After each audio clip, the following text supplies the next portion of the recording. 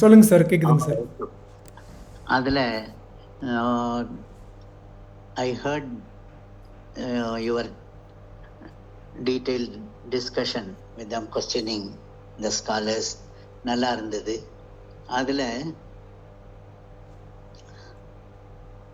இப்போ SVF-க்கும் வைட்டல் ஃப்ளூயிடுக்கும் செமனுக்கும் உள்ள ரிலேஷன்ஷிப் என்ன அப்படிங்கிறதுல கொஞ்சம் அவங்களுக்கு கன்ஃபியூஷன் இருந்தா ஈவன் ஸ்காலர்ஸ்க்கு. ஆமாங்க சார். அதான் அது என்ன கொஞ்சம் சொல்லுங்க விவரம். Okay sir. I will just explain on what is my understanding and yes. It is like sir, are we having the meeting in English or Tamil sir? No, we will have it. All the 6 of us know Tamil. Okay sir. Whichever, like, it can be bilingual. Okay sir. நான் இப்போ தமிழில் பேசுகிறேன் sir. Maybe தேவைப்பட்டதுன்னா English மாற்றிக்கலாம். If any one who can't understand Tamil. There is no one who cannot understand. Okay. Doctor Jayaprakash, நீங்க, சக்தி, நானு, Devi, Shanmugavel. Okay sir. So இப்போது வந்து சார், செக்ஷுவல் வைட்டல் ஃப்ளூயிட் அப்படின்னு ஒரு டேர்ம் இருக்குது. அதுக்கப்புறம் வந்து சீமன் இல்லை எஜாக்குலேட்டரி ஃப்ளூயிட் அப்படின்ற ஒரு டேர்ம் இருக்குது.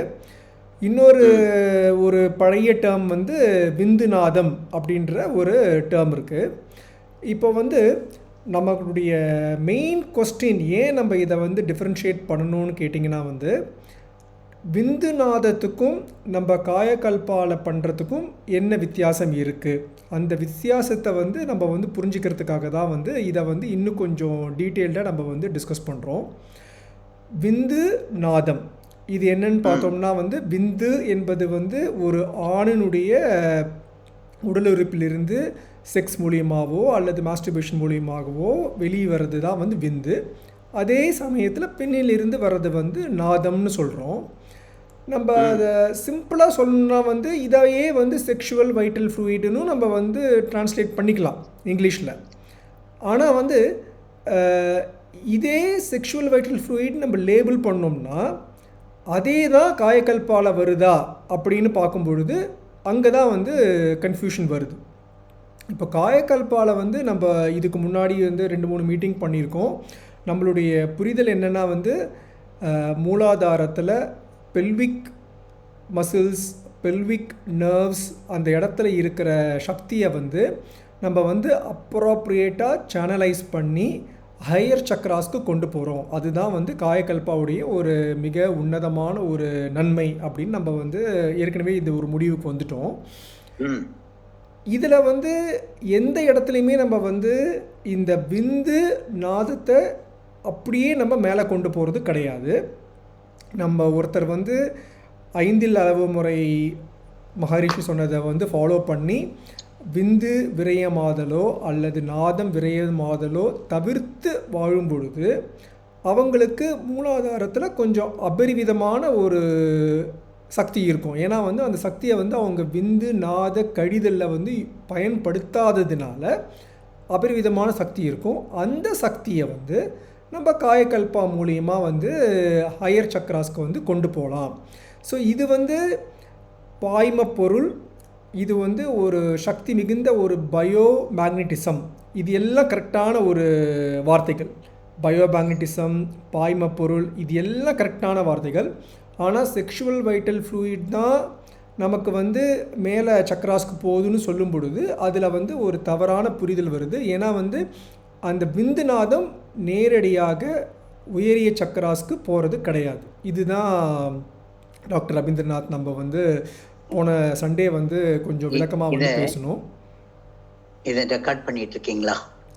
ரெக்கார்ட் பண்ணிட்டு இருக்கேன் சார். Right, thank you. இப்போ என்னுடைய அண்டர்ஸ்டாண்டிங் சொல்கிறேன். Sakthi, you are there? Sakthi Dharan? Yes, I am here. Yeah, right. Okay. இப்போ we have 3 bodies.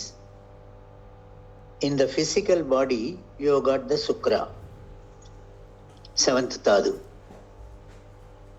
In the astral body, you have the life force particles which are very slow to the tune of producing delta waves.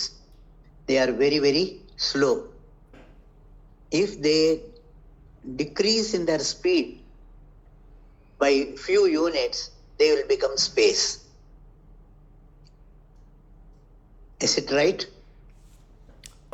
சொல்லுங்கள் sir, நீங்கள் சொல்கிறது புரியுது.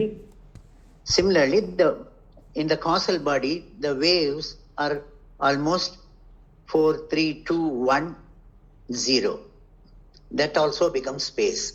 In the three bodies, the center of the three bodies is only occupied absolute space by absolute space. So since these three bodies are different, one is physical, the second is the subatomic particular level, and the third is only a magnetic wave. So these three, as it becomes absolute space at the center of the genetic center or center of the three bodies, they get united. That is the one which combines all the three bodies. Welcome, Shanmugavel. Right. Okay. எங்க போயிட்டு வரணுமா?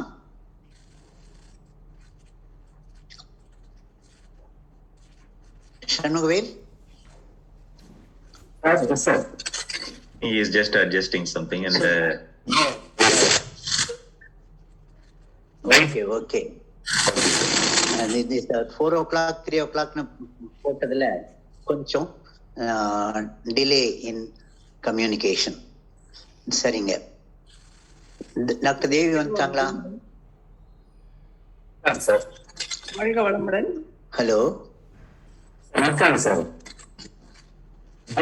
Sir. தேவி அம்மாவும் இருக்காங்க, right. So in all the three bodies, the center is absolute space only. இந்த ஸ்தூல சரீரத்துல physical bodyல you get the center portion in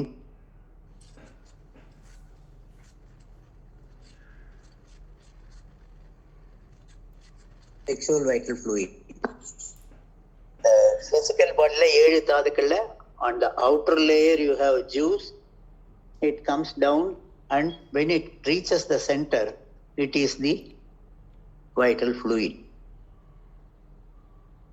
And the center of the physical body is absolute space nu paathom.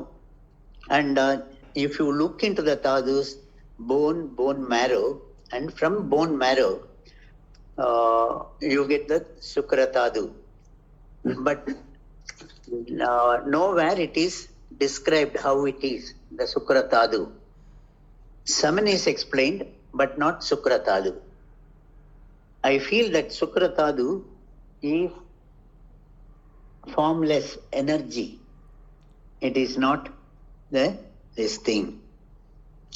Because of that, you are not able to get any description of the sukra tadu. Functions of the sukra tadu we have. The malfunction, how to improve their function, all we know. But we don't have a clear description of the sukra tadu. Is it okay? Agreed? sir, ஒரு thought.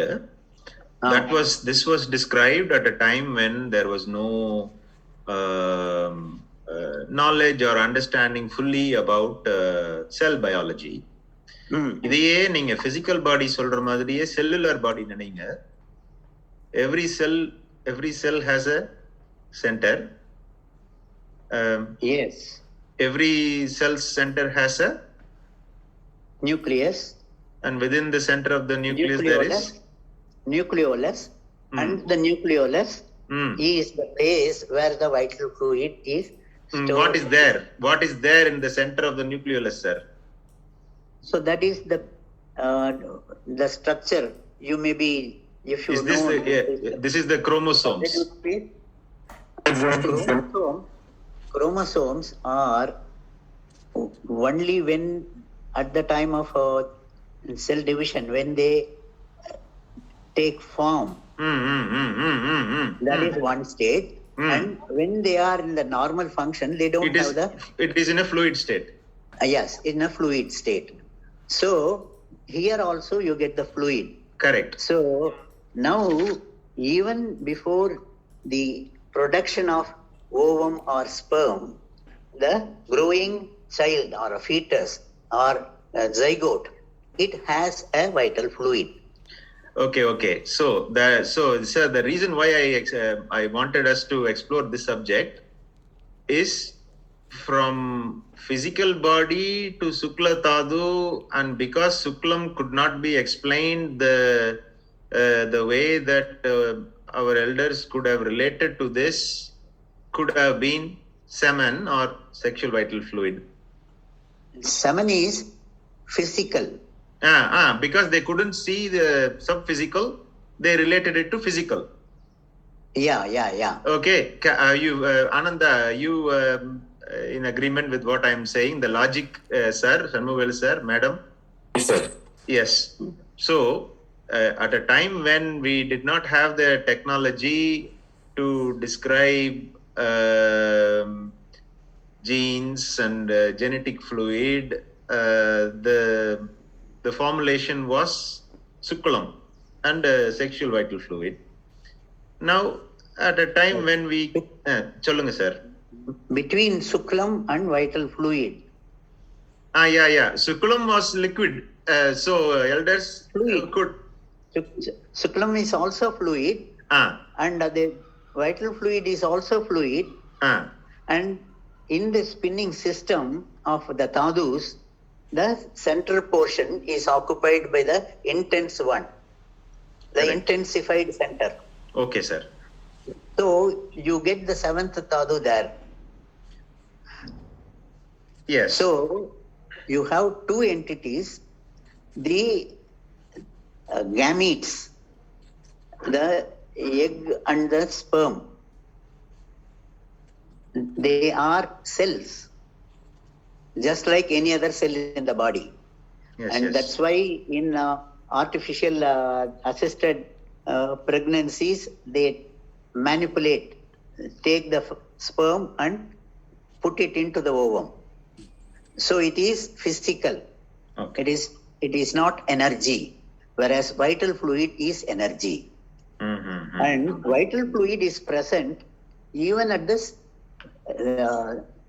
matured egg, fertilized egg. Even at that state, it is present. Okay, sir. So there need not be any confusion between the vital fluid and the sexual gametes. I think we are coming to the same conclusion, sir. But you're right. That makes sense. If we can clarify the meaning of vital fluid, that vital fluid is not a physical liquid, but actually is a energy. It is an energy. Yes, it's a manifestation. It's an energy. Abstract energy. I give an analogy of the structure of the earth to understand this. The processes are same, even though the structures are different.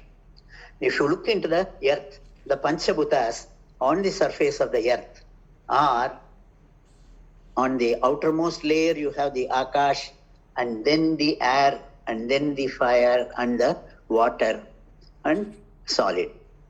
If you go deep into the solid cover of the earth, mantle of the earth, you get hydrocarbons and water.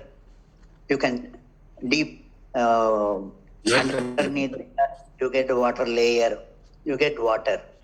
And if you go still deeper, there is extreme temperature, heat, and because of the fission and fusion, you get the fire there. And if you go still deeper, nobody has gone still deeper, and we don't know. But at the center of the earth, at the axis of that is the central point, center of gravity of the earth, what will be there of the 5 elements? You have to have Akash there. That is the absolute space there. In between this absolute space at the center of the earth and the fire layer, you have air and Akash. The air, we know that it is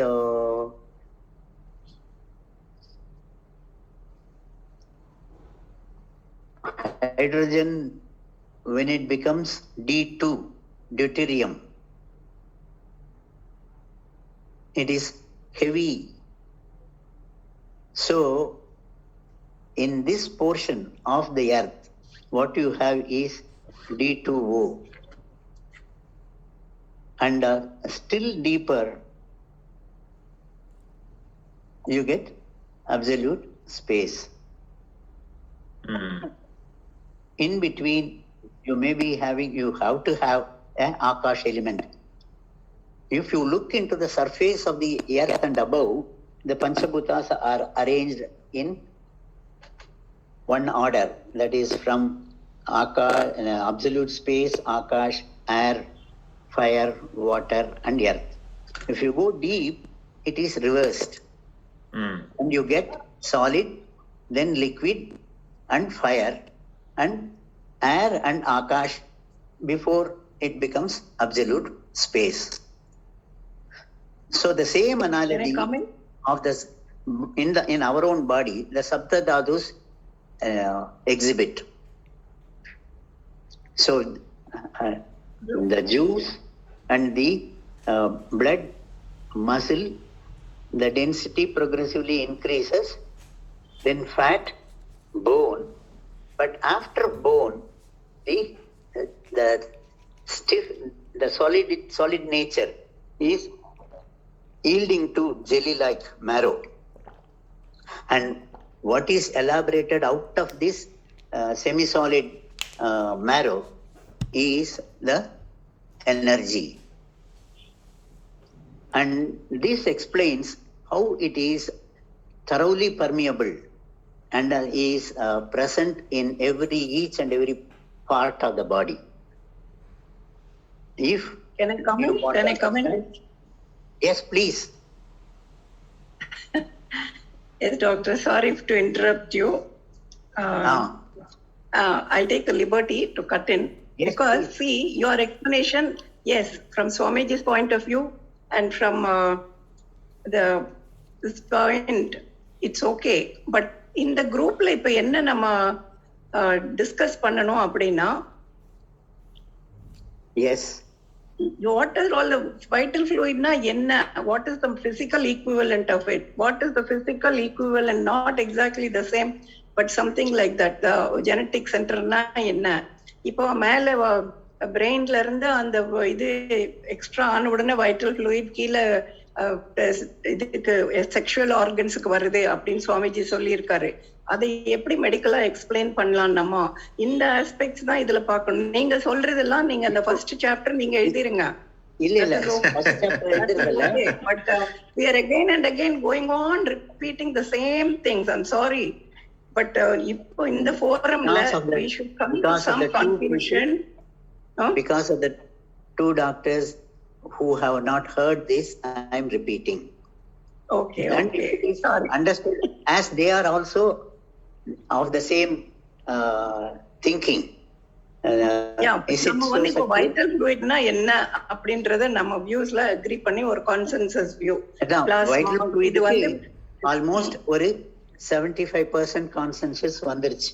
That is, it is not sperm or ovum. It is the energy. Energy, but how is it present? Vital fluid இதனால சொல்லியாச்சு நம்ம. சும்மா இப்போ நம்ம போய் அதை எனர்ஜின்னு சொல்ல முடியாது. There should be a holder for that energy. So what is that fluid? So do we take it as plasma? Do we take it as plasma, or do you have the fluid inside the cell or in the connective tissue? Whole body la namakku and plasma lymph irukku.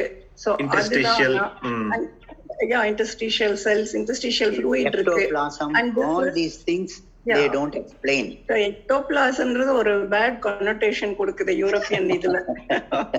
So I don't agree with ectoplasm. ஒரு fluid இருக்கு. And that fluid என்னன்னா actually நான் வந்து உங்களுக்கு அந்த LPG பத்தி already இதுல போட்டிருக்கேன். So any form of இப்ப கேஸ் வந்து ரொம்ப கம்ப்ரஸ் பண்ணும்போது it becomes liquid petroleum gas அப்படின்னு சொல்றோம். ஸோ அதே மாதிரி இந்த எனர்ஜி ரொம்ப கம்ப்ரெஸ் ஆகும்போது it's in the form of the liquid or fluid in a body which holds the energy அப்படின்றது என்ன அப்படின்னு பார்த்தா நம்ம இப்போ எலக்ட்ரிக்கல் எனர்ஜி கெமிக்கல் எனர்ஜி ரெண்டா பிரிச்சுக்கலாம் நம்ம. ஸோ எலக்ட்ரிக்கல் எனர்ஜின்னு பார்க்கும்போது it's only the electrons. So this fluid is a holder for those electrons and it keeps it. And then when the pressure is low, the electrons come out as the electricity, and then the current goes up. That is how, that is the way of, I mean, I had given LPG லருந்து அது கேஸா இருக்கு, முதல்ல லிக்விடா இருக்கு, அப்புறம் அந்த கேஸா அந்த tube வழியா வரும்போது it rises up. So it rises up and goes to, அதை வந்து மேல போய் லைட் பண்ண உடனே it gives you the light and energy and the heat. So that is exactly அந்த சிமிலியை வச்சு நம்ம வந்து எக்ஸ்பிளைன் பண்ணலாம் அப்படின்றத I had already given. So அந்த மாதிரி we have to come to something which இது மெடிக்கல் கம்யூனிட்டிக்கும் மித்தவங்களுக்கும் கன்வின்சிங்கா ஒரு கான்செப்டா கொடுக்கறத பத்தி தான் இதுல யோசிக்கணும் நம்ம. I agree, ma'am. Thank you for setting the framework in which we can contribute. But sir, just to Devendraj sir, just for your students, உங்களுடைய ஒரு satisfaction-க்காக I just wanted to confirm that we have all learned from your teachings, from other masters, professors, Kayakalpam, as Maharishi taught. All of this is the foundation. What we are trying to do is to provide a plausible explanation for the 21st and 22nd century. And for further exploration scientifically. But we will all agree that science has a limit. I think if we don't agree, then science becomes pseudoscience. We will all agree science has a limit as we understand it, because there is a range, and because of our tools we can measure certain things, we can't measure certain things. But we'll go to as quantum as possible and as cosmic as possible. That would be a good framework. As convincing as possible. Yes, and as convincing as logically convincing and biologically plausible. Yes. So, madam, just to build on your concept, if I can, just to build on that, and having read JP's contribution and Ananda's contribution and Dr. Shanmuvel's contribution, there is, I think we are also arriving at one of the areas where there is emerging consensus is toning up of the nerves lead to activation of afferents and some kind of response through the efferents, just broadly speaking. So that is both peripheral nervous system and autonomic nervous system, broadly speaking. So that it can be equivalent to your electrical impulses or electrical energy, broadly speaking. That leads to another question where you just asked about energy is liquid LPG analogy. There is a lot that is being said about fluids in the body. We will leave the common fluids like blood to one side, because we know a lot about that already, about how various hormones act, hypothalamic, pituitary, gonadal, adrenal axis. So let us put that to one side and try to elucidate what are all the physiological mechanisms in which the HPAG axis can improve longevity and reduce stress and all the things that come out of that in terms of longevity. If you put that to one side, also we need to explain all this, how this leads to cellular vitality and aging, as well as other behavioral issues about how self-respect, worth, all of that contributes to long life. The one area that I think we haven't explored quite so far in our deliberations, and starting from the base chakra and all the pudendal nerves, the cilia, the hypogastric, sacral plexus, all of that we have discussed last time and through Ananda's exploration. I would like us to lift up a bit above into, okay, what happens after that into the brain, and how it relates to, if you follow the concept that some kind of fluid, say it is a interstitial fluid, it could be CSF, it could be anything, but if what is the link between the action of toning up of nerves and ojas breath that we do, and what is the biomechanics of that fluid influencing from bottom chakras to the cerebral, hypothalamic, pituitary axis, and then the efferents. That I'm interested to understand how this could, biomechanically, if we contract if we stimulate tone up of the nerves, and if we take a deep breath and bring it out, what is biomechanically, what is plausible, and what impacts that could have on the flow of fluids, both interstitial fluids and CSF, because they both are linked to circadian rhythm. I'll stop there. So there is something that we haven't explored I wanted to bring. Here, allow me to intervene. As I said, physical and abstract, non-physical.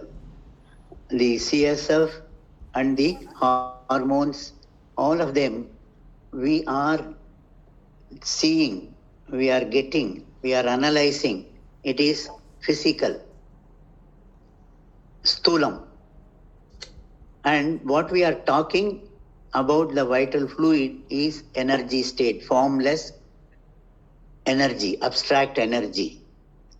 So, vital fluid cannot be equated to CSF or semen or any the egg or sperm. That should be clear. If that is clear, we won't be having much difficulty. That's why I have been stressing here. So if you say that it is whether CSF is vital fluid or hormones are vital fluid, I think it doesn't tally. Sir, I see the sense, but how are we supposed to come up with scientific postulates if vital fluid is not explainable? It is explainable in abstract only. Yeah. Then how can we put scientific explanation for an abstract subject? What scientific explanation you give for prana? Sir, that is why we need to accept. We need to accept right at the beginning, science has its limits, and what we are trying to do is to go as close to as we possibly can in explaining the abstract knowledge that has been secured through millennia, and close the gap between the abstract and the logic. That's all we are trying to explain. Everybody accepts that we can't see God.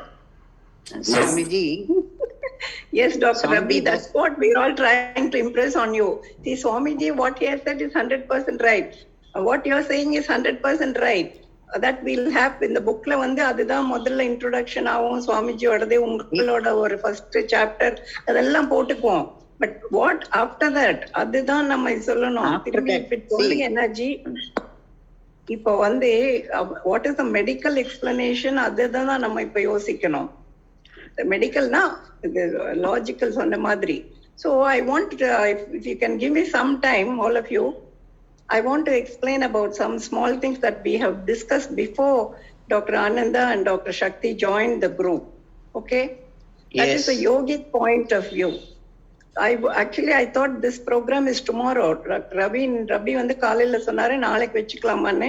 I said okay. So I thought I'll post those some matter. இன்னைக்கு வெச்சுக்கிறது is not possible னா நாளைக்கு வெச்சுக்கலாம்னு. ஆமா okay I'm sorry, I misunderstood. Okay right. So otherwise I wanted to post some material in this group so that the doctors அதை பார்த்துட்டு அப்புறம் அந்த discussion அது மேல எடுத்துக்கலாமா. அப்படிங்கிறது நினைச்சிருந்தேன். But now there is no time. So tomorrow I'll post it, or later on I'll post it. But just in a brief, அதை பத்தி I want to say some things which we have already discussed. So according to yoga, what is this Kayakalpam practice? Of course, Swamiji has given his own view. But what is the yogic point of view? அப்படின்னு பார்த்தீங்கன்னா யோகால we know, yoga says இடகலை பிங்களை 2 இருக்கு.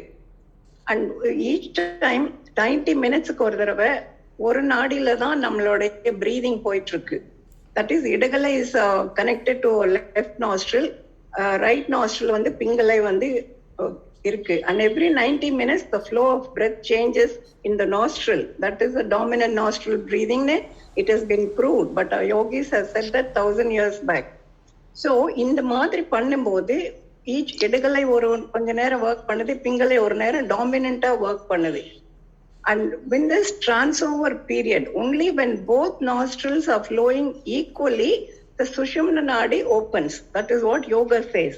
So we have to take some things on ஒரு பிரமாணமா எடுத்துக்கணும் what yoga says, because we don't know the correct thing.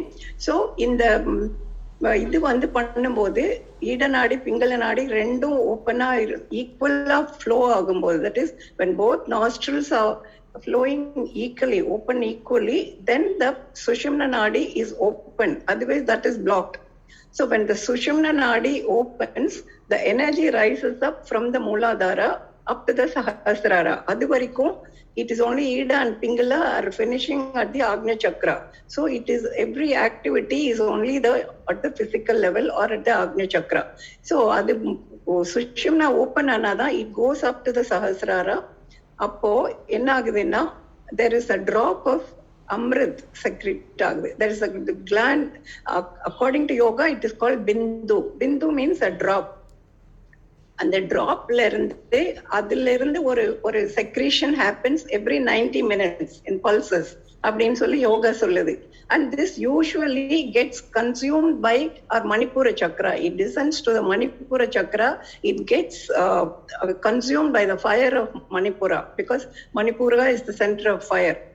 But in yoga, in this practice of Kayakalpa, what is happening is we are activating namme voluntarily இந்த parasympathetic. இப்போ இதை நம்ம medically connect பண்ணினோம்னா ஈடு நாடி is equal to the parasympathetic, because அது அமைதிப்படுத்தும் நரம்பு மண்டலம்.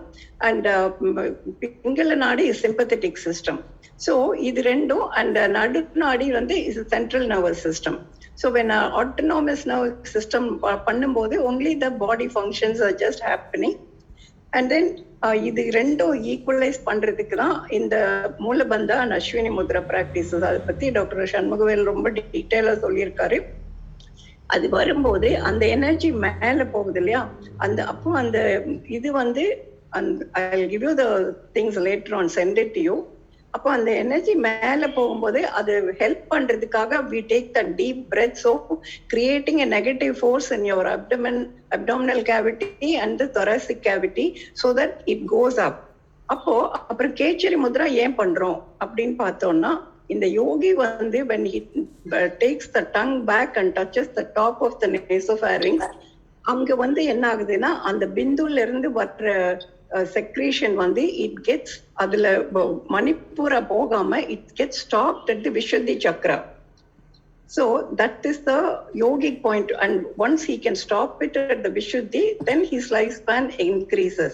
So this is the basis of Kayakalpa yoga in adu patti naanga Bihar school what I have learned is that, and my explanation towards this what it is, when both the systems are balanced, then your mental capacity increases. The cerebral cortex, the Sahasrara with the cerebral cortex எடுத்துக்கலாம், and the functions are becoming better. And when you're doing actually when I went first time, when I heard about GNRH in a long back for a conference, I came to know that it is secreted in pulses of 90 minutes.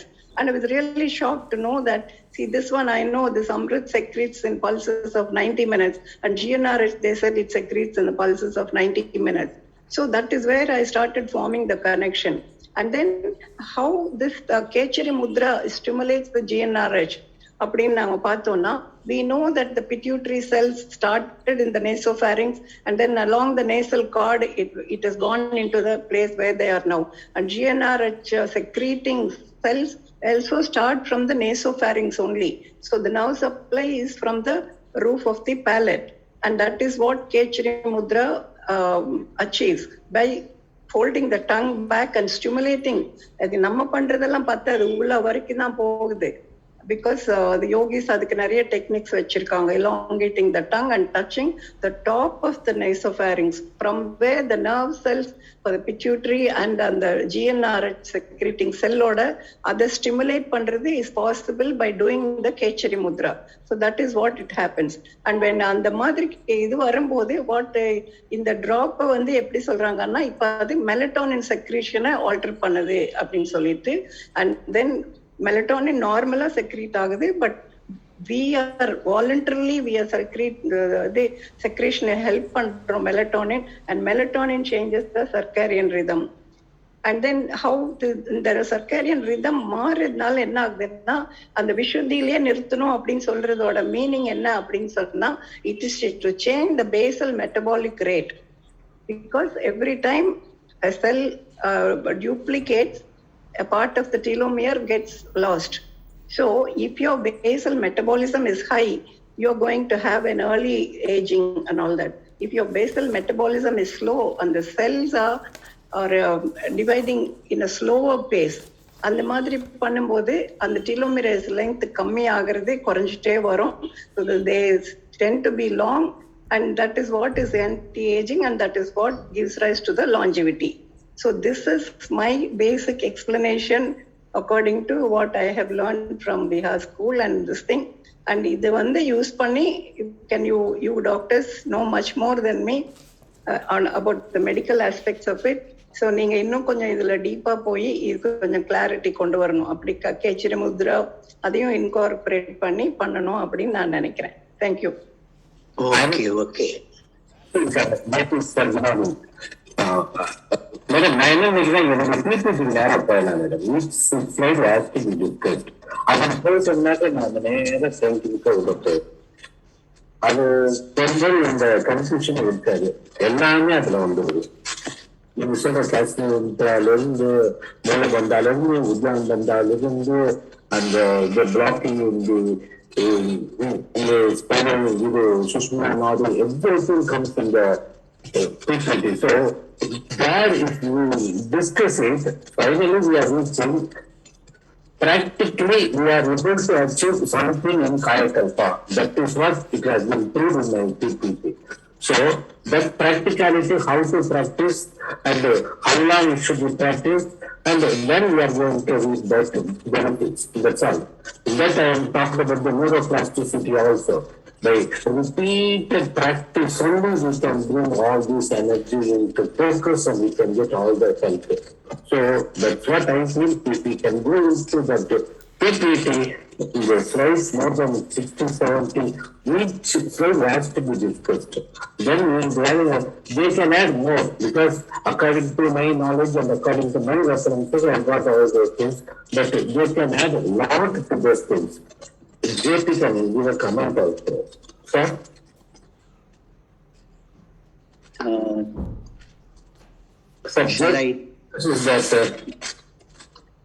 Shall I tell my observations now? Please, sir. JP Yes, sir. sir also is here. Okay. Here, the Amrut from the higher centers is coming down. What is this Amrut and what is its relationship to the vital fluid or prana? Hormone. Hormone. Just now I was trying to impress that hormone or CSF is physical, and that is much lower down in order of the evolution to vital fluid. So we should avoid equating the hormones or the CSF or any other bodily secretions, even the ectoplasm or any other thing, to the vital fluid. What is it that is coming down? It comes down. The effect of this practice is to increase the neurotransmitters or the hormones or the melatonin. So that is what we are saying. We are not saying melatonin or the hormones or vital fluid. No. Vital fluid is another base, but this is what is happening in the practice. We will leave the vital fluid now. We will leave that is this thing. What is Amrut? See, Mrityu means death. Amrit means anti-death. Defying death. That means Maranamilla Peruvaalu Kudukkakudiyadu is Amrit. So that is how they have said in their words. Medically, nama eppadina anti-aging and prolonging the longevity. So that is how we should look at it. And what are the things that cause the longevity key? என்னென்னலாம் நமக்கு அதை help பண்ணும் அப்படிங்கறத இன்னும் doctor சக்தியும் doctor Anandakumar அது madam mainly we know it is the telomerase and the telomere length ஒண்ணு இருக்கு நமக்கு. Of course the contributing factors are all physical. So அதை தவிர இந்த பிராக்டிஸ்னால நம்ம வந்து அதை இன்க்ரீஸ் பண்ண முடியுமா? How we can reduce the metabolism reduce பண்றோம், அந்த telomerase shortening எப்படி reduce பண்றோம்? So that is the secret of longevity. And what are the things that contribute to that? And how this practice helps in that? So that is the way I look at it. அது doctor Jayaprakash நல்லா சொல்லுவாரு. Welcome doctor Jayaprakash. Thank you. So you have come in the right time. Yes, sir. Where you are wanted. Sir, in my opinion, Amrut is a collection of transmitters rather than one. You cannot say one part of the secretion is Amrut. In my opinion, Amrut is collection of melatonin, all the other hormones like growth hormones and neurotransmitters and cytokines. It's a collection of things called Amrut rather than single one. I have a feeling. That's my scientific way of looking at it. In spiritual way of looking at it, I would say just melatonin. Because if you look at the Siddhar poems, they always talk about melatonin more than anything else. What, sir? What are they talking about in Siddhar's poems? Melatonin. Oh, melatonin. Okay. Yeah. Okay. Because I have a couple of Siddhar poems quoting about the shape of the pineal gland and the secretion of the pineal gland, what time it occurs and what not, equivalent to melatonin. So if I look at the spiritual Siddhar point of view, Amrut is melatonin. If I look at the scientific hand for that, it is not just the one, it's a combination of few things. And also, you look at the sexual vital fluid, how they control the Amrut. I think sexual vital fluid is the energy flow of the body from one source of energy to the whole part of the body. My assumption of sexual vital fluid or vital fluid is the energy or potential energy going into action from one part to the whole part of the body.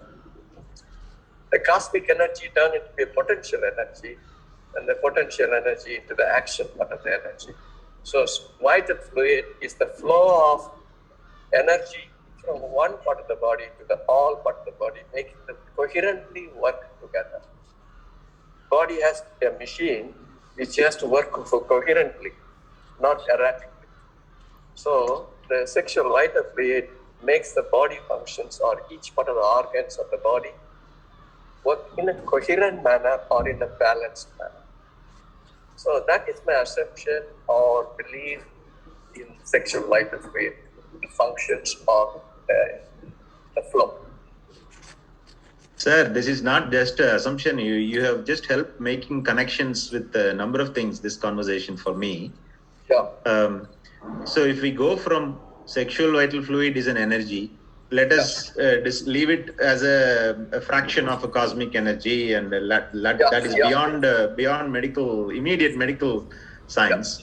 And then if SVF is the energy flow, if Amrut is the collection of hormones, neurotransmitters, and cytokines, and if that determines the alignment of human body function with circadian rhythm, and if you assume that the more closer that we are aligned to the circadian rhythm, the longer the vitality and the ability for restorative, all the restoration, metabolism, anabolism, catabolism, all of that. Then if you take it to the cellular level, of a cellular vitality being linked to that, being telomerase as an enzyme that ultimately determines the cellular health, and there may be more than telomerase in its thing. You are quite right. If I may explain that telomerase should be more than telomerase, because the common thing in cell happening is DNA repair. Yeah. The DNA repair is by telomerase. Yeah. But DNA repair is not only on telomerase structural function, it depends upon so many biochemical functions around telomerase. Yeah. And that depends upon the molecular infidelity. What they call, one of the theories of aging is molecular infidelity. The molecular infidelity is the basic structure of aging process. Once the molecular infidelity is been corrected to the balancing, then the cellular function like DNA copying, DNA repair, cellular division, telomerase, everything to be balanced. Yeah. So without molecular infidelity correction, that is the basic part of it. This is why I feel the sexual vital fluid should work on molecular infidelity correction. Yes. If you connect the science with the spirituality, the basic aging process is molecular infidelity. That could be due to many causes, like enzymes, chemicals, and so on and so forth, and the toxins. So, my feeling is we need to look at it. Kayakalpa works on molecular infidelity.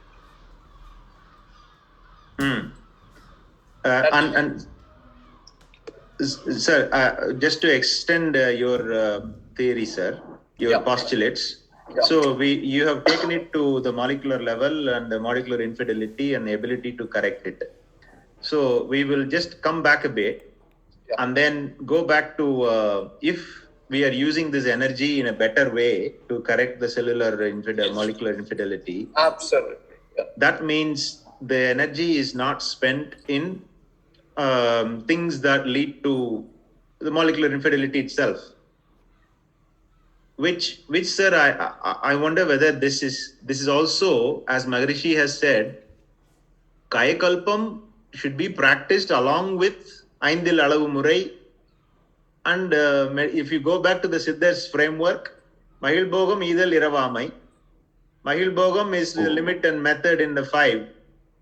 Unavu, Urakam, Udaluravu, Ulaipu, Yennam. Obviously. And either let us leave either for now, it's compassion towards others and charity. That is also the virtues and the principles of life, it is there. Yeah.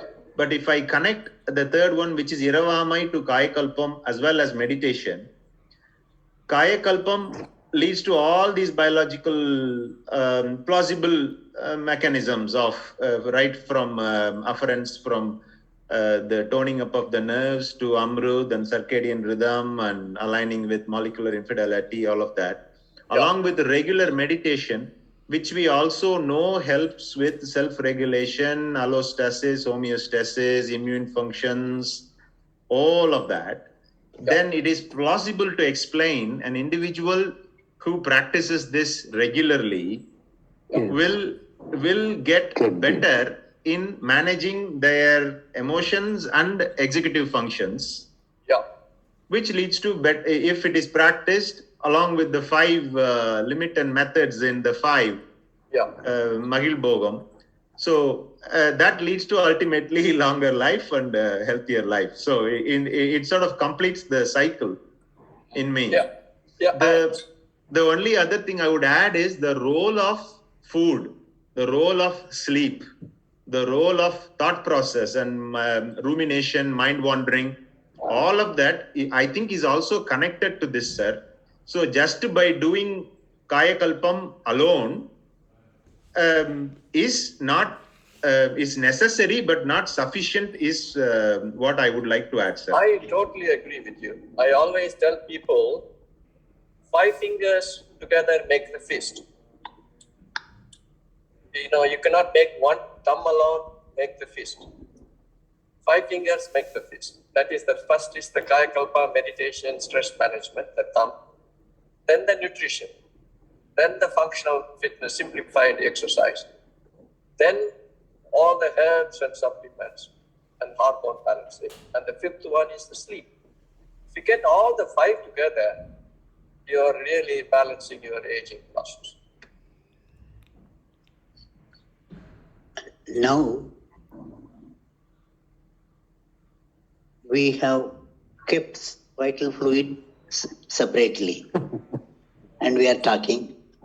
Now, if we let us spend some time in vital fluid itself.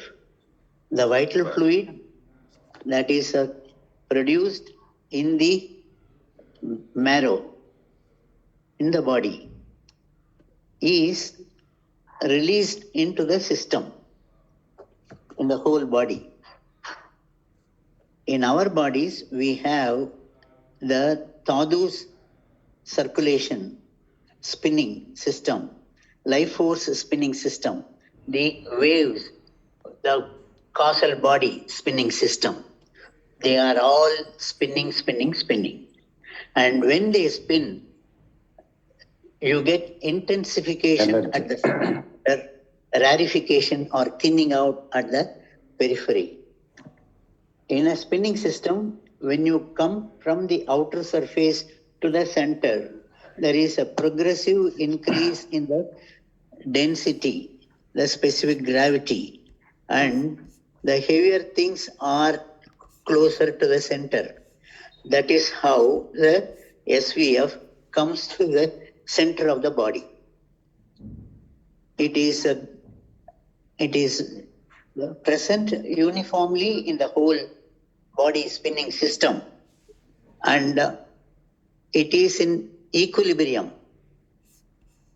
The intensification at the center of the spinning system accumulates the vital fluid in the genetic center or Mooladhara.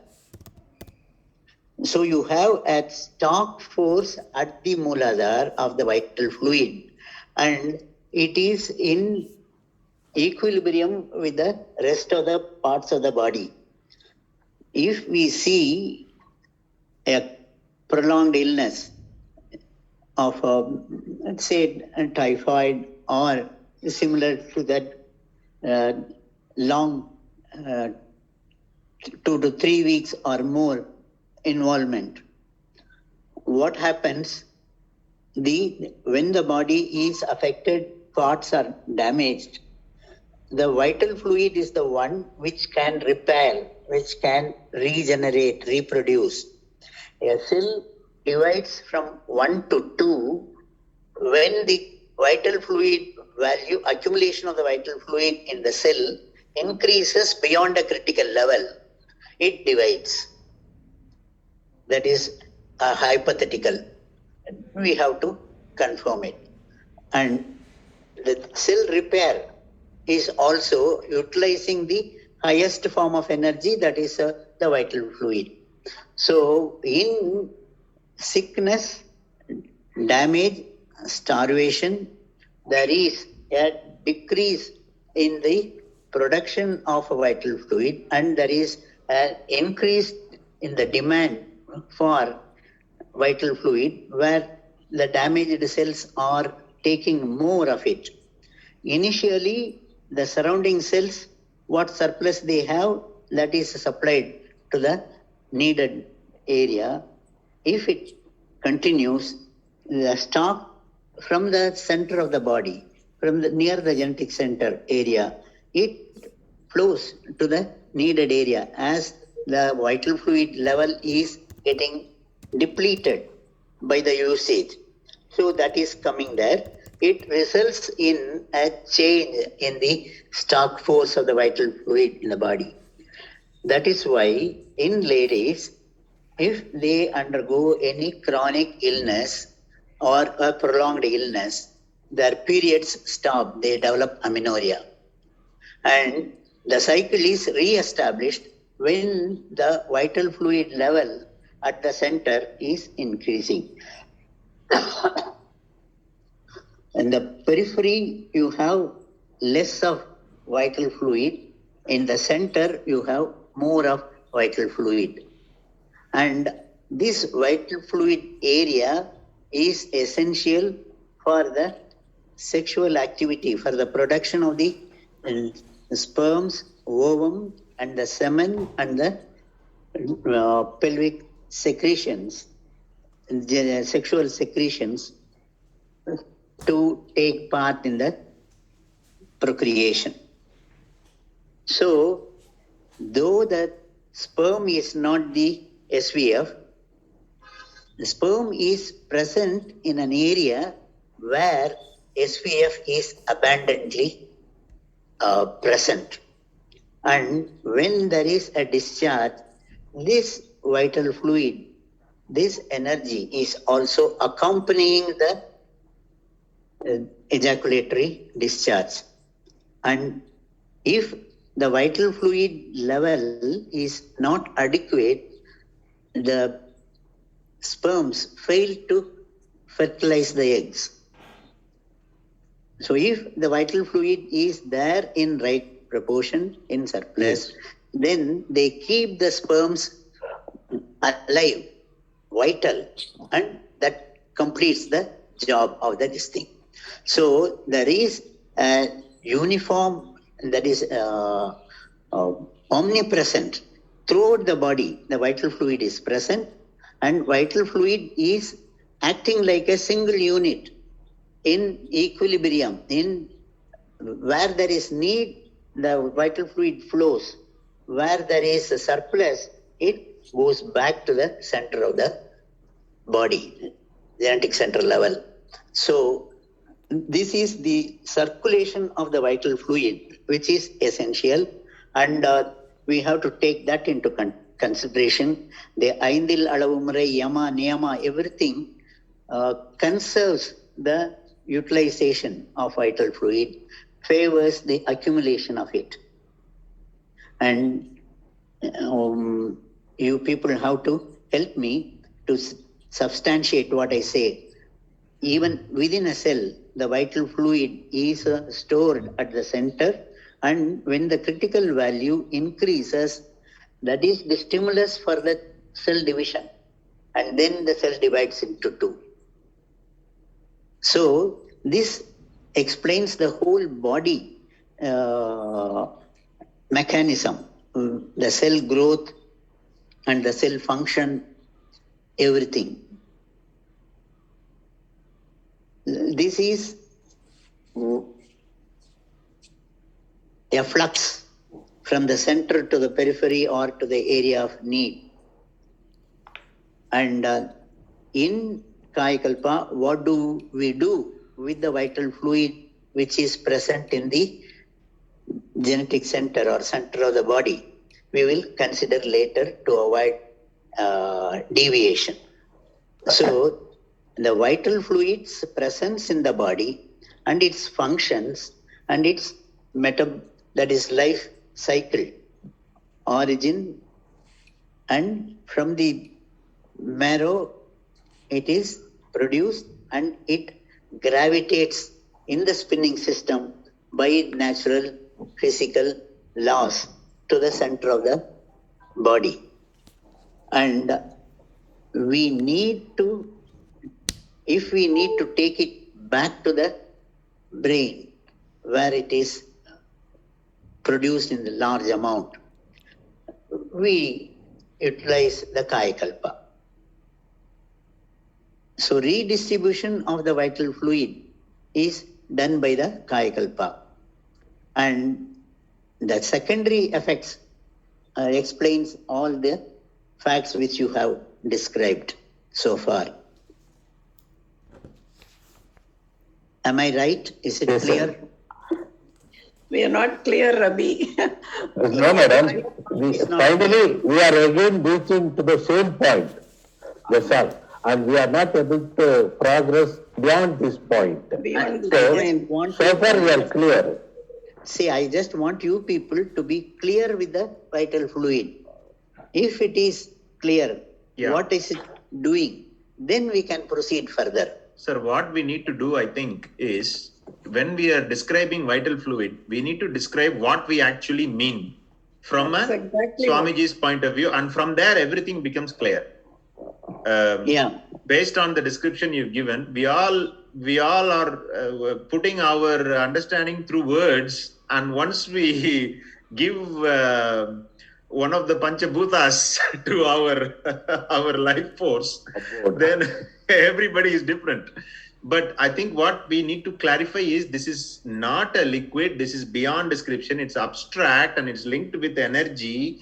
And what we are doing through Kayakalpa is conserving the energy towards the central functions of the cell and most advanced development as evolution as a human being to the cortical functions of the brain. If we explain that as a logic, then just for the cell division, I am not clear, sir. I have to check. I don't want to agree here and then disagree later. I have to check what we actually mean. If the energy increases, it may feel better for me if we describe that as for cellular repair rather than cell division. I'm not sure if the energy increases, the cell will automatically divide. I don't know. If anybody else can explain, that would be better. I request you to look into what is the stimulus for cell division. Cell division. What triggers cell division? Yes, that we need to look into, sir. Yes. Okay, I want to come in now. About Nadi, Dr. Shakti had asked, what is Nadi? Is it a nerve? So actually, according to yoga, Sir, these energy pathways. Hello? Hello? Hello? Am I audible? Yeah, you are, madam. Jayapras wants to talk something. Sir, Okay. one basic question for Dr. Ravindranath, sir. Yes, sir. Yes, sir. You told me sexual vital fluid produced in bone marrow Yeah, that is not and concentrated in Muladhara. Yes. But I have all the time assumption the sexual vital fluid is all from Muladhara, not yet from bone marrow. Can Not? you clear my doubt, please? I'm basing this question. I'm always having Please repeat, doubt sir. about Please it. repeat. The later part is not. I have not heard it The fully. sexual vital fluid you just now told us Yes. secreted in bone marrow and concentrated in Muladhara. Yeah. But Because of the spinning system. He wants to. not from bone marrow. I was presumed that maybe I was wrong.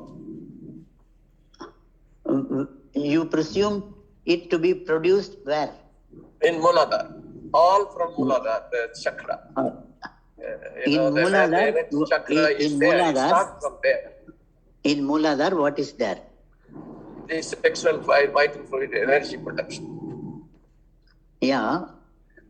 I didn't understand how it produced in bone marrow going into Muladhara and concentrated. That is the biggest marrow in the body is brain. Okay. So the amount of the marrow material in the cranium is so much. So the bulk of the production of the Shukratadu is from the head. And So it is not from bone marrow, it is from the brain cells. Yeah. the brain itself is the expanded marrow between the two layers of the cranium. Yeah. The bone marrow, the cavity and the bone, which is occupied by the marrow, the Sir, central cavity. in physiology or in embryology, bone marrow is from mesoderm. Okay, sir. Bone, there I am sorry, weak. the bone tissue is not from mesoderm. Please explain, sir. Sorry, the bone marrow is from mesodermology. And brain tissue is not mesodermology. It is from the ectoderm, is it, sir? Yes. So that is why, how do you connect the Kayakalpa as a bone marrow or a thing? This is my puzzle all the time, where it is been produced. That's why my simple thought was it is. Anyone who can answer this, clear this doubt? Sir, I can answer, sir. Please. Yes. So, Jayaprakash sir, where this bone marrow comes from, what first Rabindranath sir said, first of all, there is no bone marrow in brain. Brain is a different organ. If at all Dr. Rabindranath sir is mentioning, it is only cranium, which is the bone surface which is covering the scalp. That bone surface has got two layers. Within those two bone layers, we have bone marrow. And we have bone marrow also in the long bones like femur, humerus, etc. In this whole picture, why bone marrow comes into the discussion, first of all? Because we are discussing the sexual vital fluid, Mooladharam, and various chakras, everything is in the straight line. Suddenly we have started discussing the bone marrow which is present in the extremities like upper limb, lower limb, etc. The bone marrow contains stem cells. Stem cells are pluripotent cells which can differentiate to any organ. Say for example, if the person is having a liver donor, he is donating half or maybe 1/3 of his liver to one of his friend or the relatives. The remaining liver tries to multiply and compensate the absence of that part of the liver. Overall, patient's liver function remains stable.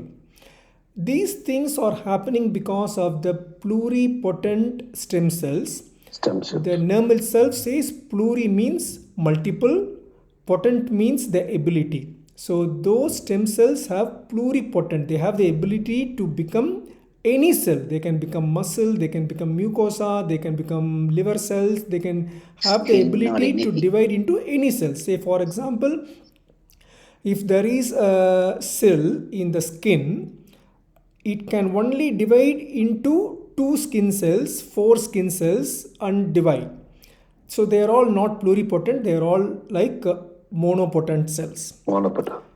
In our Kayakalpa, when we improve the energy levels to the higher chakras and we don't waste the energy by excessive excretion of the semen or the female ejaculatory fluid, automatically what happens is there is plenty of energy.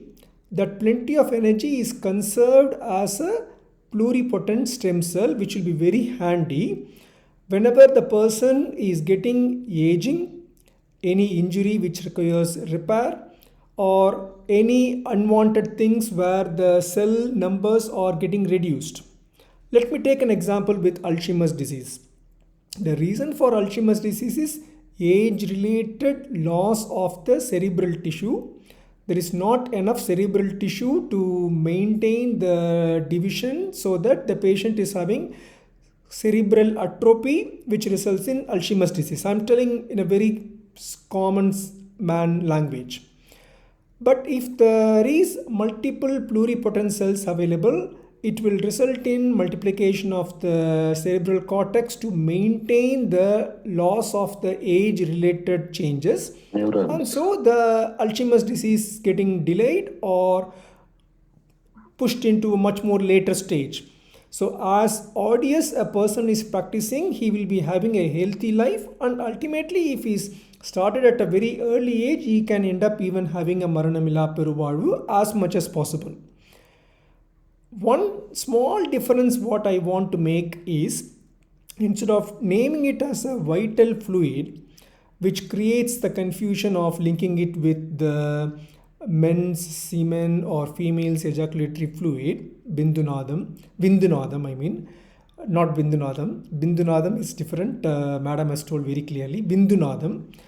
If we use the nomenclature as vitality instead of vital fluid, because to substantiate the fluid, in the last session we said fluid means it is not liquid, it means fluidity, and we brought the Tamil word paimapurul, which means something which can move from one place to another, fluidity. That's why it is known as sexual vital fluid.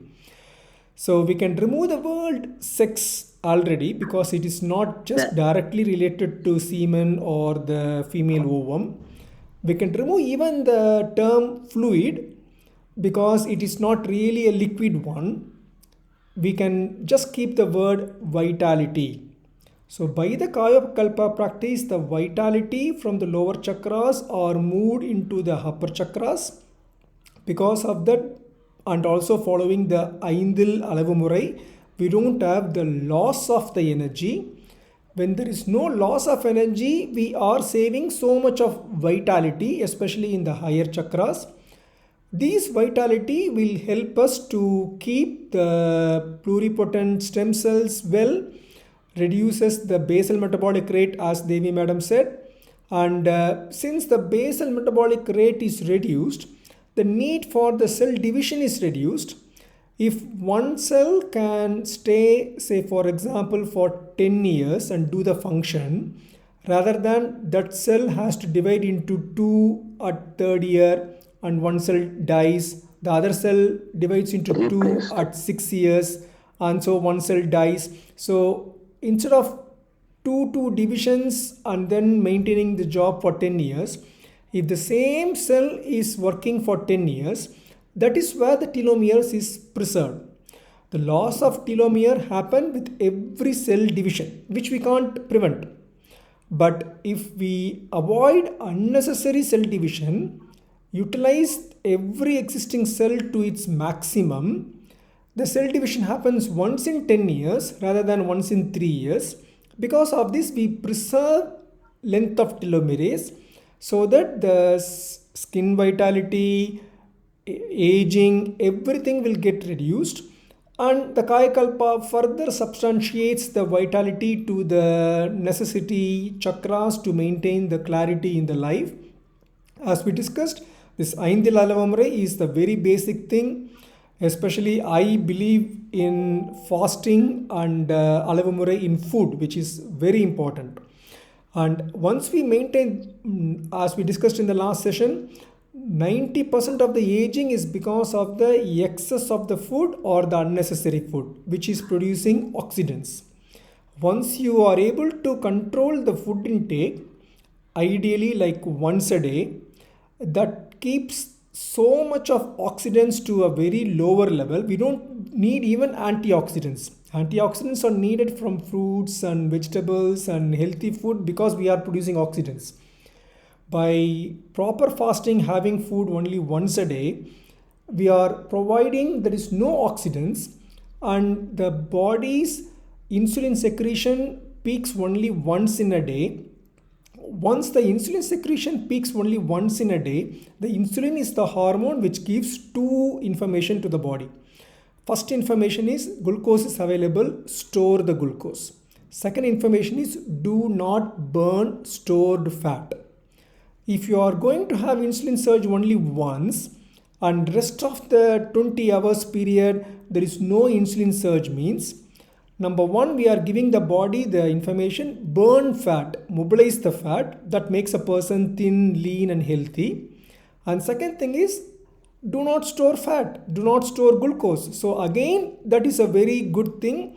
The chances of the mid-segment obesity, everything will get nicely normalized. So the Aindil Alavumurai, I've just briefed about the fasting. So like that we can discuss about the appropriateness in sexual energies, expenditure. All the five we can discuss one by one. So the sexual vital fluid, if we rename it as vitality, then we don't have to discuss it as whether it's a fluid or whether it's a paimapurul, whether it's energy, etc. The other thing what Dr. Abhindranath clearly tried to elucidate is we need to understand the physical body, subtle body and causal body. Without understanding this, even though this is not scientific, we can't get the grasp of it. Once we understand, we will try to explain it through the science. My view is, I usually say a word, there are no inventions, there are only discoveries. Inventions means finding something new. Discovery means finding something which is already existing. Say for example, if I find a new gas material or solid material, I can say I am the inventor of this product X. If I go in the Arabian Sea and found a new island, I can't say I invented it because the island is already there, I discovered it. In my view, there is no invention in the world. Nobody has discovered, nobody has invented helium, hydrogen, lithium. They are all already there. Everything is discovery. The first starting point is the Big Bang. From then onwards, everything is formed, everything is happening. What science is doing is, science is trying to explain what is happening in the world in a kind of a very logical sequence. Why in autumn, especially in UK, all the leaves fallen off? Because there is no enough sunlight. The maintaining a tree with lot of leaves is increased basal metabolic rate, if I am equating what Devi madam said. So the basal metabolic rate is reduced by falling all the leaves, falling all the unmounted small branches. The whole tree will become like a bland stick throughout the autumn and winter. Because there is no sunlight, there is no need for leaves to produce chlorophyll. It can't produce energy by using the chlorophyll. Then once the spring comes, everything blossoms again. What science does is, science is trying to see what is the chemical nature, what is the science behind it, what is the chemical formula, what are all the agents involved in it. So science is a tool to explain what is already happening in a very methodical manner. So in this Kayakalpa, we agree to certain extent what is happening. So what is happening is, we have a vitality which automatically goes in nature to the lower chakras like Muladhara, and by Kayakalpa we are taking those vitality into higher chakras, which gives us a clarity in life, helps the body to be working well, increases the stem cells, pluripotent cells, so that the aging related problems are getting resolved. So here if you see, we are discussing it, what is happening in the physical body and subtle body intermingling. Causal body is different. Causal body we will address only when we are meditating. Causal body means nothing. It is almost like Shivakalam. It is not taking part in all these games.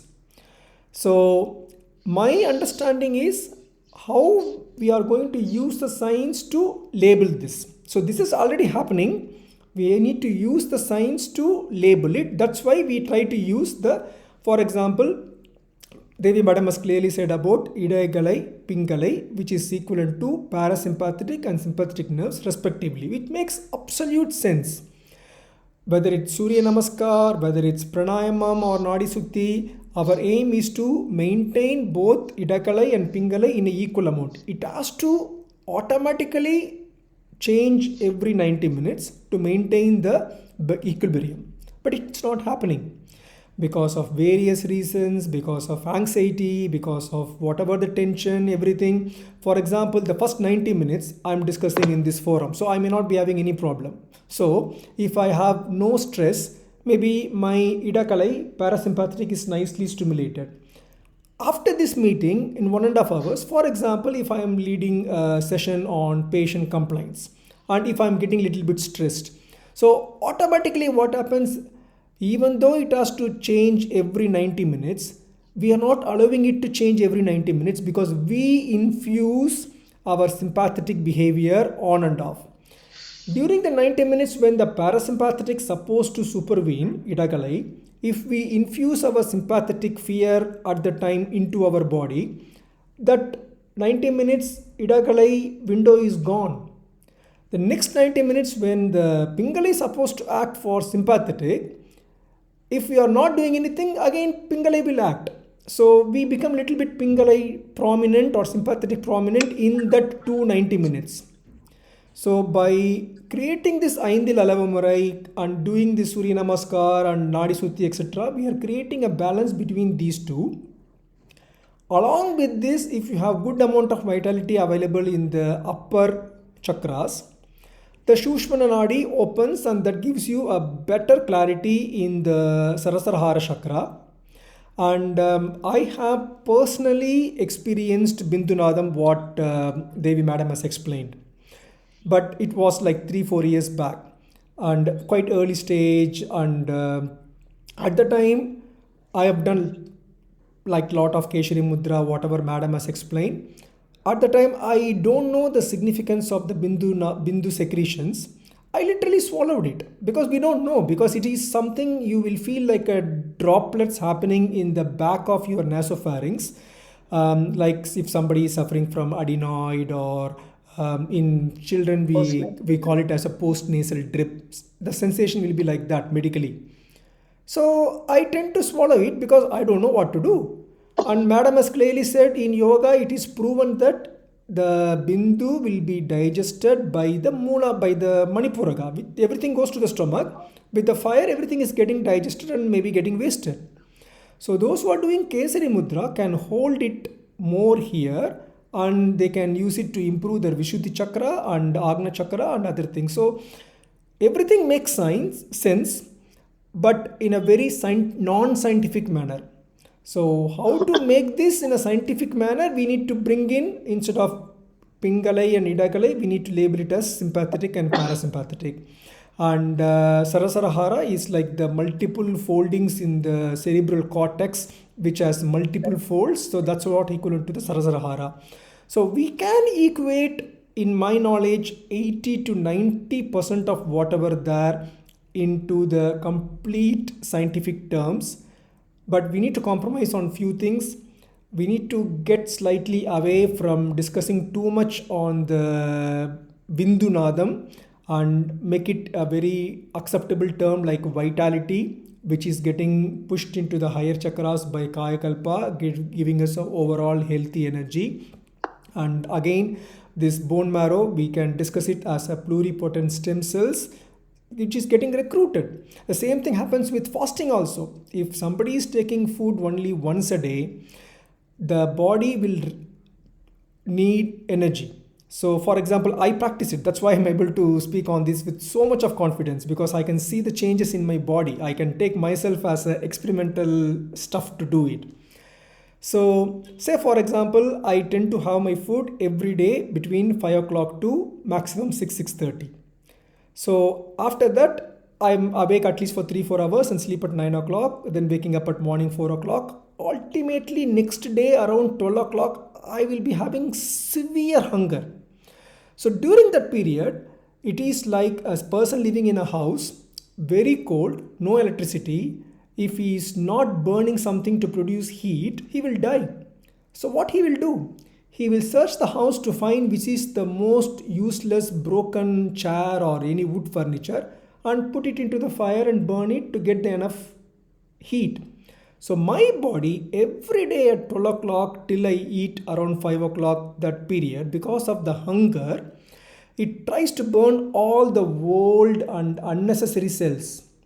When it is trying to burn the unnecessary cells, it won't just burn the cells. It takes the important stuffs from the mitochondria, nucleus, all the important things. Only the unnecessary cells will be burnt out.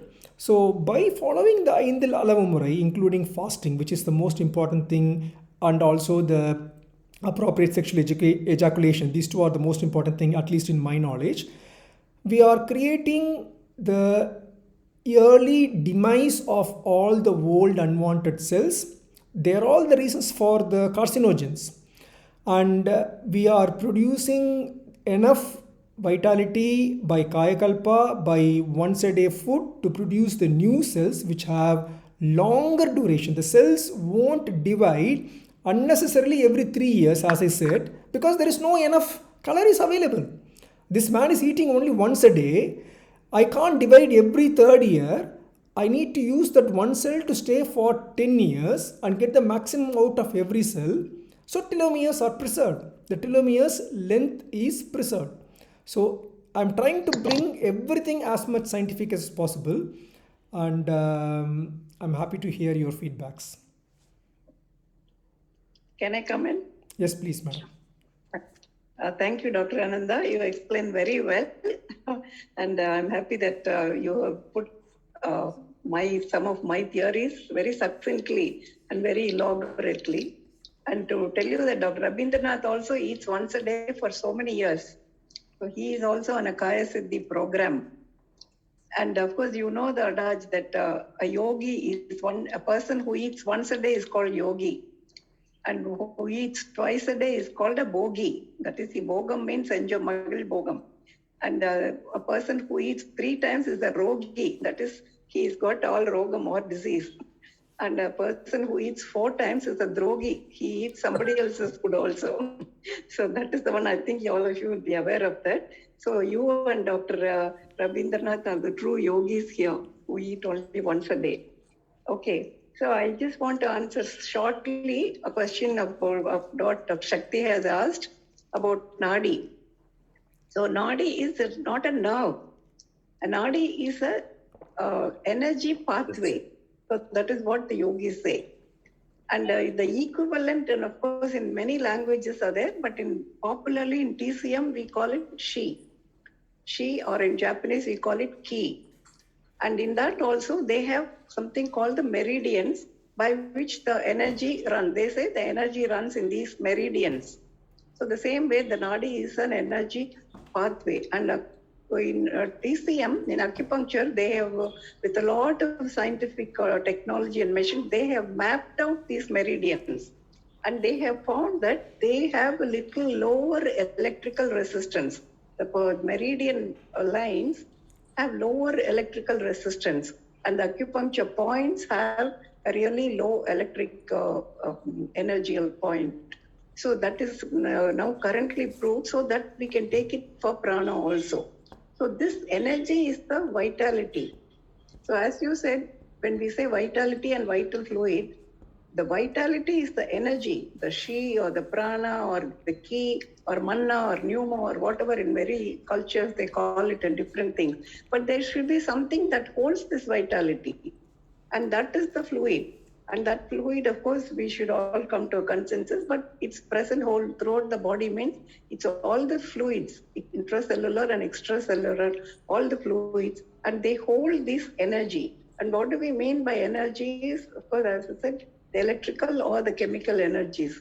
So the electrical energy, I'll send you some of the things tomorrow. So the electrical energy, the electrons are in the outer periphery of an atom. So they move from one cell to another.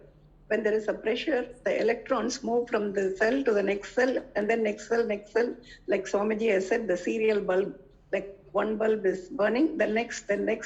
So like that, the electrons are moving from cell to cell, and that passage is the cause for the energy flow.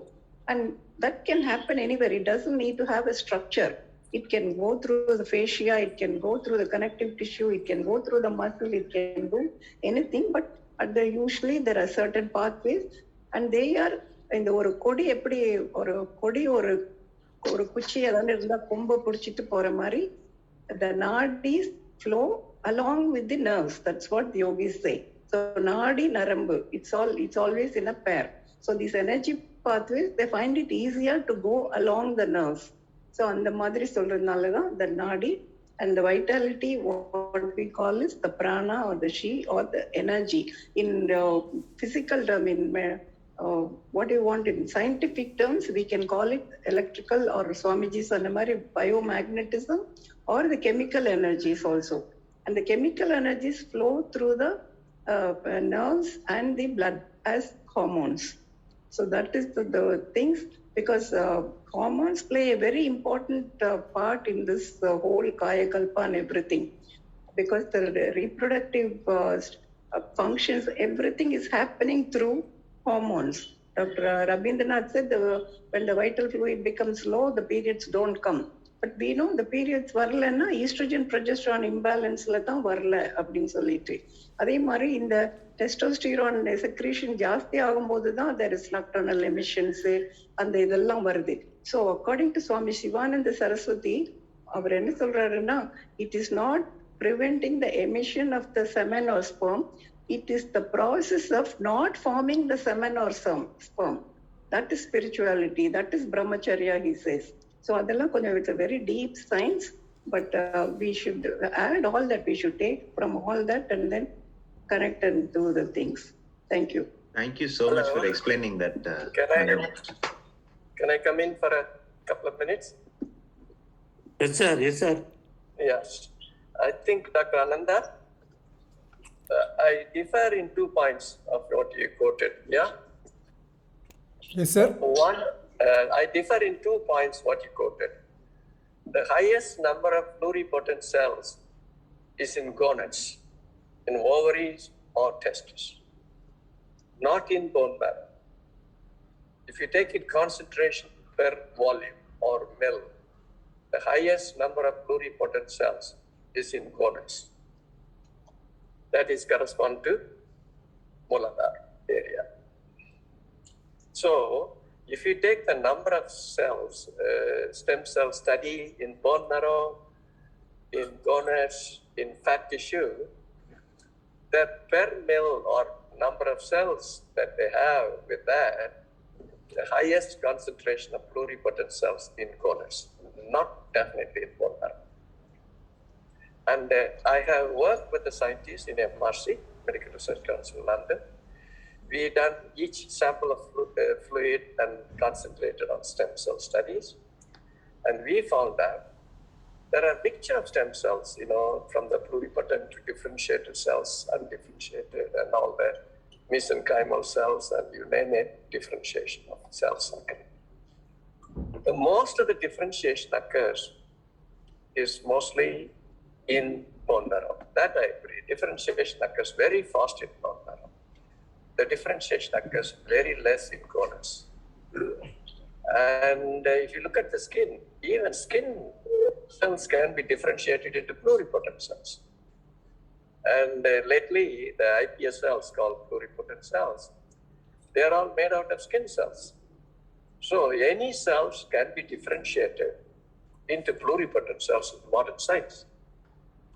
So, in my view, is the energy or the vital fluid or vitality or whatever you call from the sexual vital fluid, that can play a vital role in changing the cell role of differentiation.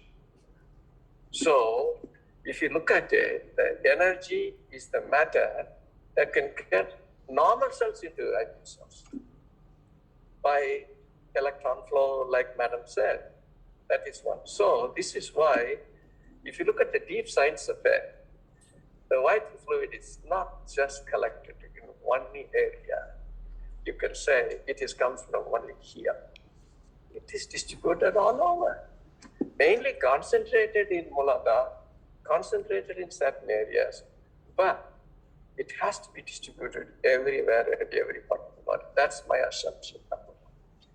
And number 2, I really want to give an answer to Madam Sondra Devi as well as you. In scientific terms, having a low basal metabolic rate is not always good, because in saint's life, if you run as yogi's life, saint's life, good. Low metabolic rate is good. If you live in a normal 21st century life, you cannot have all the time low metabolic rate and get the best of it. Especially brain cells, even the thought needs energy. Produce a thought by the brain cells needs energy. So if you have very low metabolic rate, even brain cells functions low. So you need to have an optimal metabolic rate. I call them basal metabolic rate, optimal metabolic rate. An elephant has to have an elephant metabolic rate, a squirrel has to have a squirrel metabolic rate.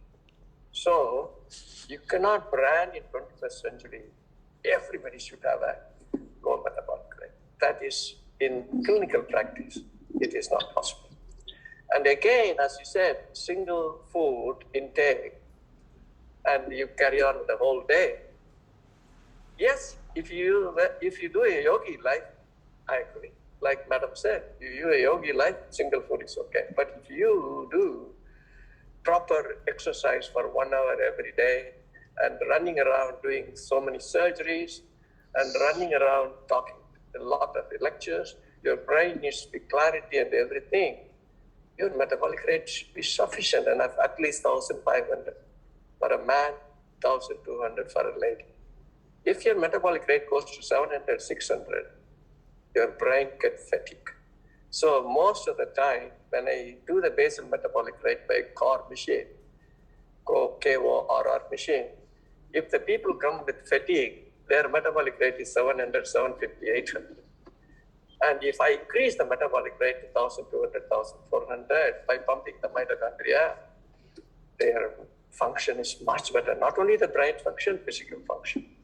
So this is why do not take Siddha text or olden spiritual text that invariably you should not put everybody should have a low metabolic rate. That's my clinical perspective, what I have seen.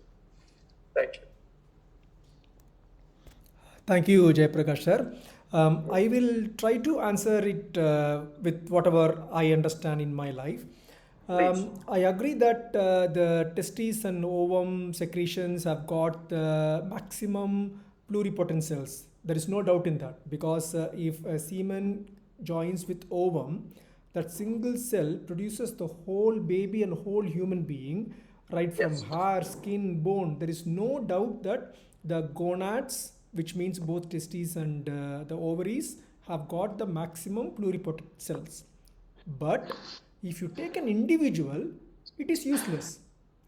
The pluripotency in my testes cell is not useful to me. The only way I can use it is I can use the vitality in my testes by reducing the ejaculation and using it to use in other multi-pluripotent cells. So for an individual, if you take that person's testes or ovaries, pluripotent cells are not useful directly.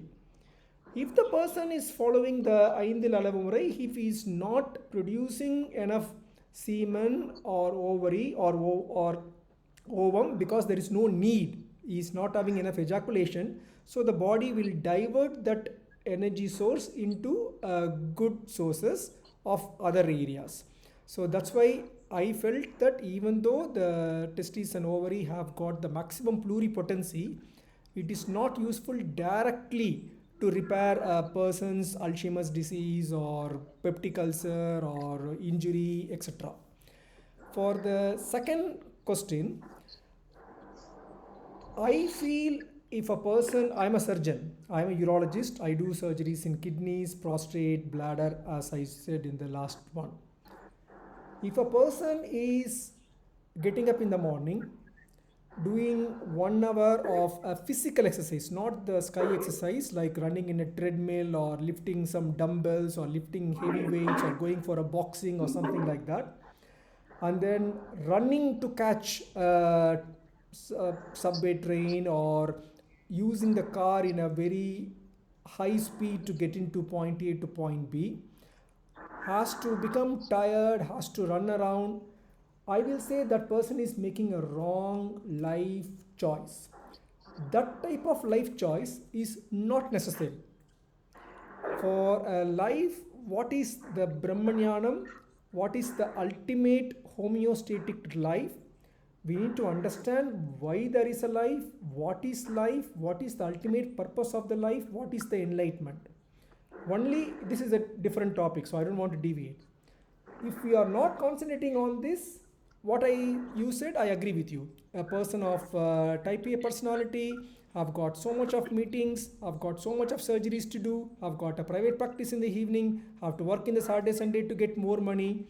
In my view, they have a very abnormal life, which is not necessary. Whatever the extra money which they get will come with the attached tag of hypertension, diabetes, Alzheimer's disease, government tax, complaints, everything. So I'm sorry to differ in that. I believe you need to reduce your metabolic rate as low as possible. I'm not saying zero. Zero means it is like completely sitting in Shivakalam, that is the Mukti state, that is Jivan the Mukta. hibernation or Mukti state, which is not necessary. And even that, I will say, we should obviously try to achieve it maybe once in a week. When we have a weekend, we should try to get into that complete hibernation state. When you are doing that Panchabhuta Navagraha Davam, try to go into the Shakti Kalam and stay there as much as possible to get that hibernation and reduce your heart rate and blood pressure as low as possible.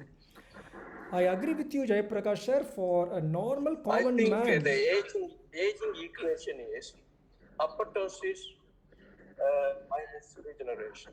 You know, if apoptosis is high, regeneration is low, you age faster. You know, that is why you need to balance the equation of aging. Apoptosis is cell destruction, regeneration is cell replenishment from the stem cells.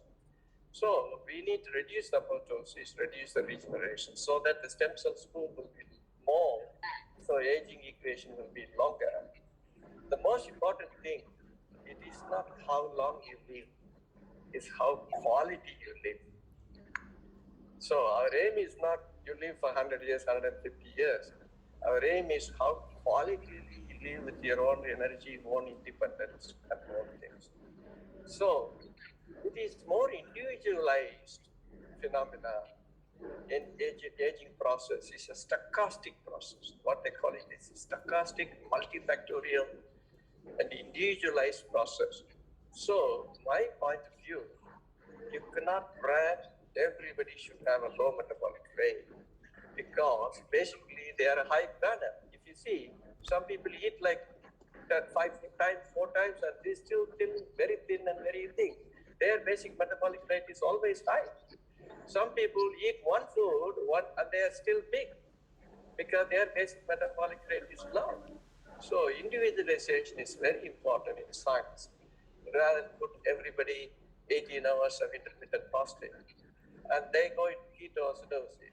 Ketoacidosis is the worst thing than having little bit more extra weight. That's my view.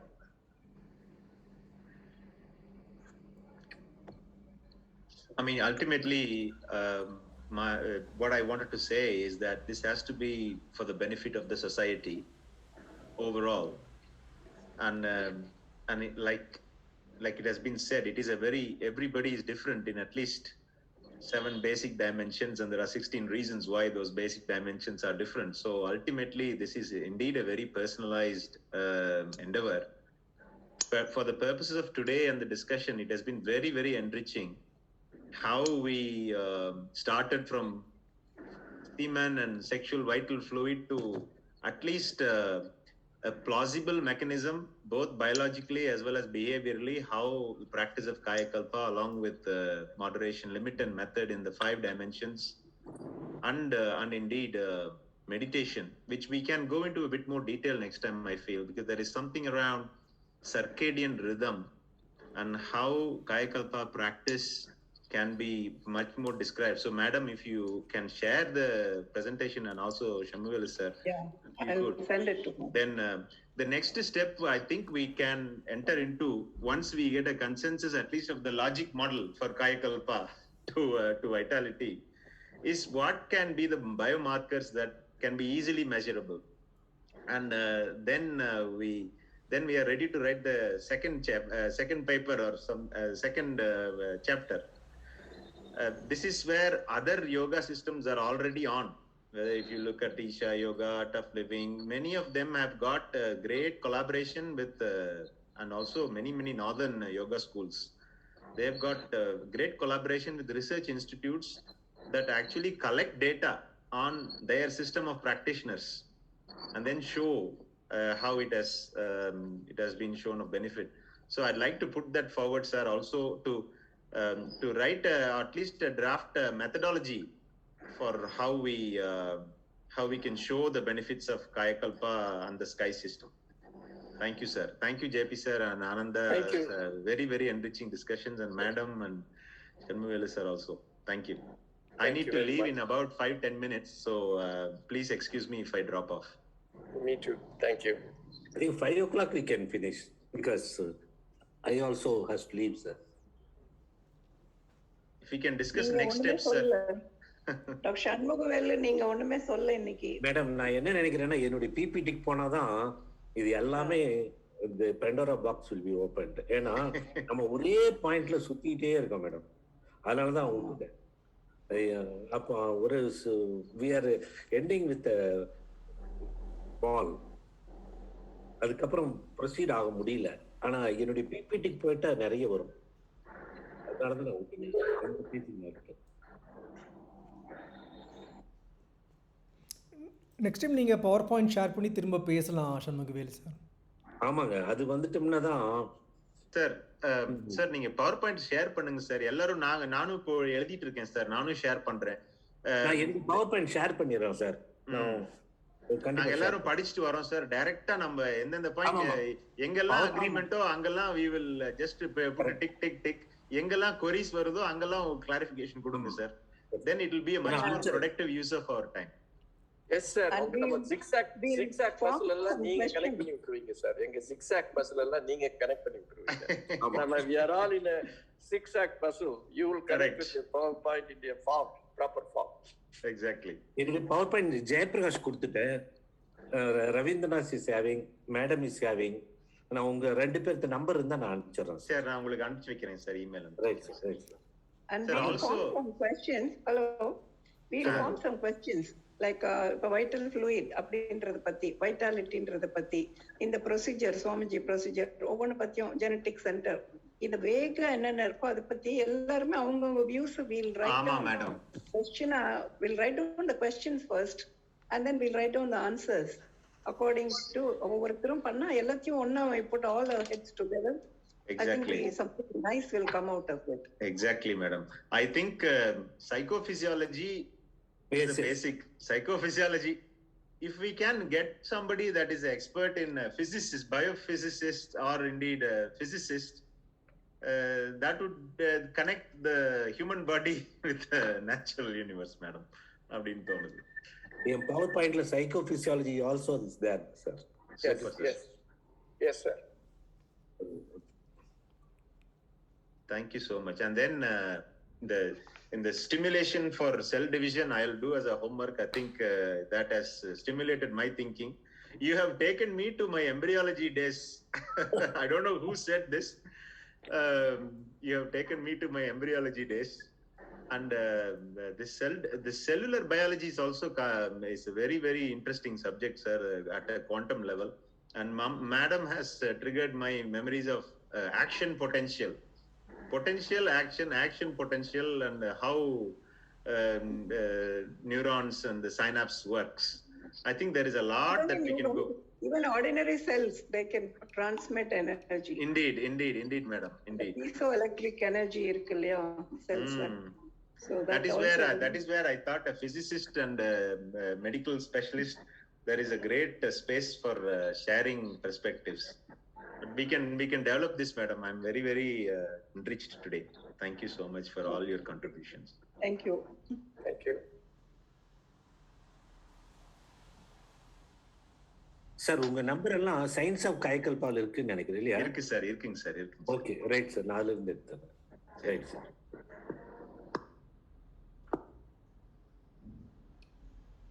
Dr. Rabindranath, unga final words. Yes. For today. You will,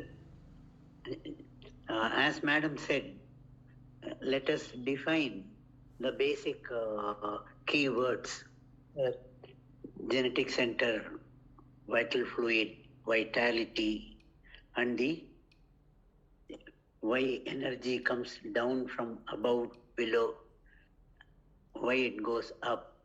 Such points we will elaborate. And also you have given a very useful suggestion of identifying the markers to study the effect of Kayakalpa, biomarkers.